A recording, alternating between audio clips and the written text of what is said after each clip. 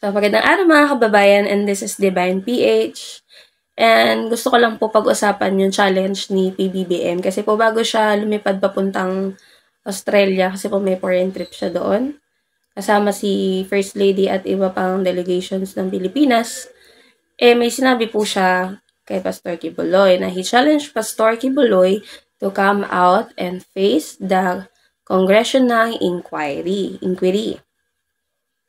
So, alam ko po dito yan nag-start nung sa hearing ng Sunshine Media about their franchise sa may Congress. So, inimbitahan po kasi siya kasi nga gusto rin malaman kasi of all people na may alam ng pinaka-structure or history ng Sunshine Media Corp is si Pastor Kibuloy, di ba? Yung Sunshine Media. Si Pastor Kibuloy kasi siya po yung executive pastor. Ang kaso po, hindi siya umattend. Sabi niya nga, hindi na daw siya yung executive pastor kasi tinransfer na po doon sa isa pang pastor na Marlon po ata yung pangalan nun. I forgot. Pero correct me if I'm wrong.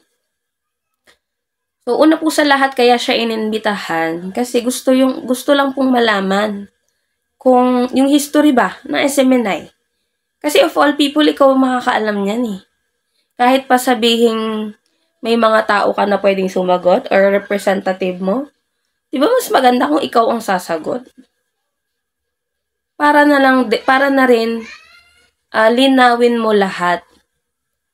Kasi, di ba, after po kasi niyan, may mga naglabasan na po na witness na galing din po sa kingdom nila, na yun nga po, naungkat po yung mga kaso niya.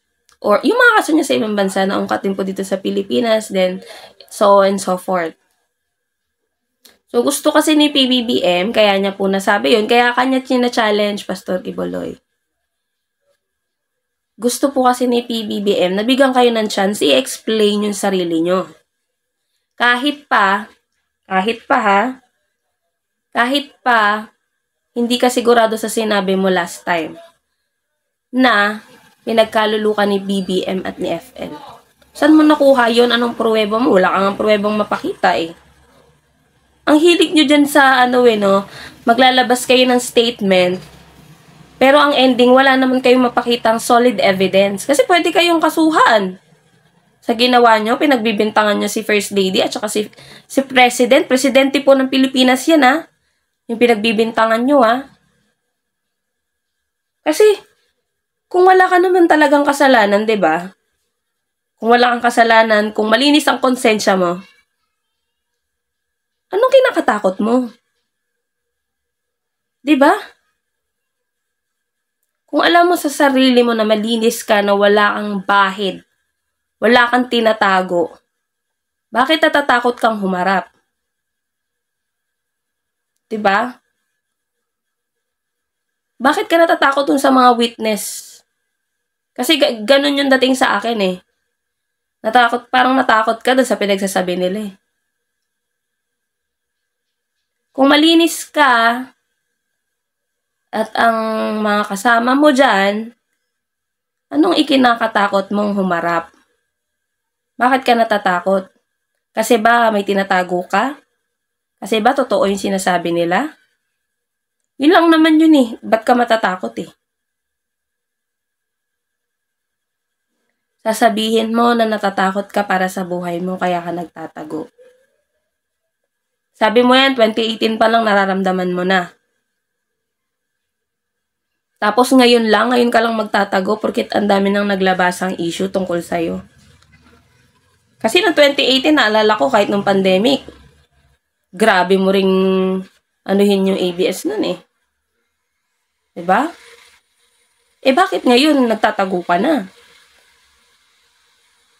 Bakit hindi mo harapin? If you really believe that you're innocent, harapin mo. Ipakita mo naman sa mga taong naniniwala sa'yo that after mong harapin yan, malaya kang masasabi mo na wala akong kasalanan na ganyan or malinis ako. Alam mo yun? Kasi the more na nagtatago ka, pinapalabas mo lang sa amin, lalo na sa amin, na guilty ka. Yun lang naman yun eh. Guilty ka kasi totoo lahat. Yung sinasabi ng mga witness na nandun. Tapos since hindi mo rin masagot yung mga tanong about doon sa hearing, doon sa Congress, nung mga nakaraang buwan, guilty ka nga. Ano bang mahirap sagutin doon? Lahat naman ng files for sure nasa inyo.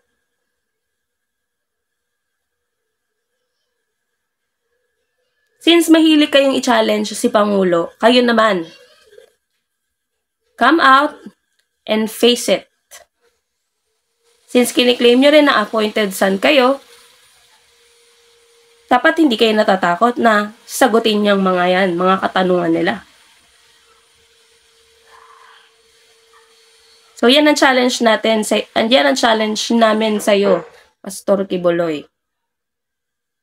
Face it. Harapin mo po. Patunayan mo sa mga taong naniniwala sa'yo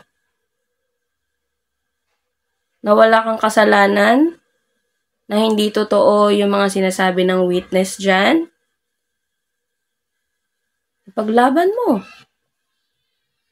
Para magkaalaman na din tayo, di ba?